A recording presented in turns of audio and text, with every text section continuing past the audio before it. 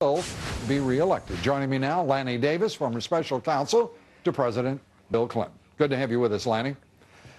Great to see you, Lou. These debt negotiations, do you buy into the August 2nd as a real date certain for automatic default, as Timothy Geithner, ostensibly a serious man and Treasury Secretary, has styled it?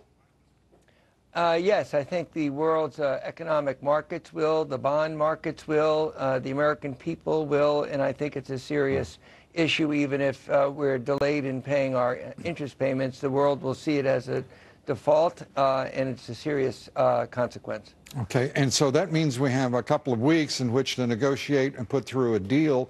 Right. And to do that, this is starting to look almost like a stratagem, Lanny. I know that that's perhaps cynical, if not merely skeptical, but this looks like a very similar stratagem to that employed by this administration when Rahm Emanuel was chief of staff and talked about a crisis as a terrible thing to waste.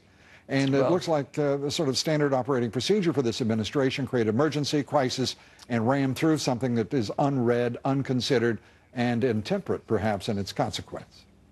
Am I being cynical? My good friend Lou, I think you're being a little bit one-sided, but I never think you're cynical. I think you're sincere. But the one-sidedness of your question forgets that it's the Republican Party that refuses to accept any closing of a loophole in order to solve this problem. Any. So the previous Congresswoman talks about no plan, where she is not willing to say no closing of corporate jet tax loopholes. Just that alone, she's not willing to say. Okay, that's 300. Oh, wait a minute, Lanny. I want to keep track here, because we've got to close. We've got to close about $2.7 trillion. Of course. That's $300 million in accelerated depreciation that those who own private jets will have to forego. So now we have $2.670 trillion. Help us out. Well, I'll help you out by looking at the Simpson-Bowles Commission report that President Obama... Which President Obama rejected. That is not true. He just said, let's put it... It is true. Lou. He could have embraced it and put it forward. He rejected it. Lou, first of all, in the last several days, he put on the table all the elements of Simpson-Bowles and said... I missed the conversion. I missed the conversion because I got hung up on the fact that the Republicans rejecting his proposal to put it on the table. And going back to your point about corporate jets, I do agree with you that it's a small sum of money, but which way does that cut? That the Republican Party in the House of Representatives is on the short end of an 80-20 poll that says close tax loopholes for the wealthy in order to have a trade-off to cut spending, which I agree with. So why would they oppose that, Lou? And the answer is they don't want to raise taxes.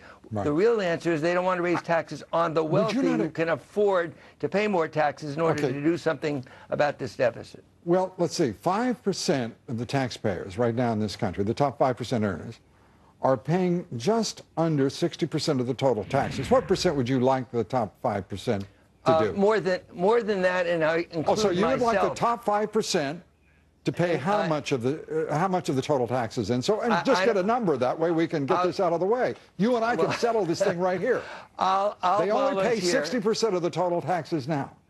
Well, Lou, I'd take them back to the Clinton years, where the tax rate was slightly higher than it is now, where we had a $1 trillion surplus when Bill Clinton left office, and we didn't have Lanny, those were the halcyon days, and I salute you. I salute President Clinton. I salute and the taxes were higher Congress, which supported that effort and made it possible. And now that I've saluted all of you and relived nostalgically history, I would like to embrace the present and the future for generations to come. How are we going to solve this?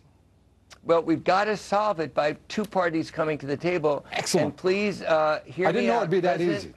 President Obama has, I think, belatedly, and I'm sorry it was belatedly, embraced the Simpson-Bowles concept of Social Security reform, Medicare reform, substantial cuts in spending, and tax reform, including closing loopholes, which both Senator Crapo and Senator Coburn from Oklahoma, two very conservative Republicans, endorsed that concept, yet not one House Republican is willing to join those two conservative senators to say, let's do it together. If we only, can we call them a gang of two as we have to wrap up here? We're over time. No, there was 60% of the commission.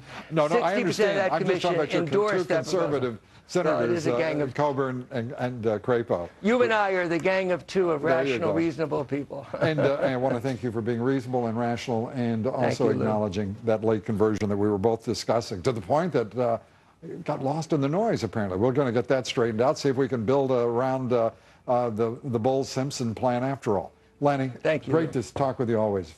Lanny Thanks Davis. for having me back.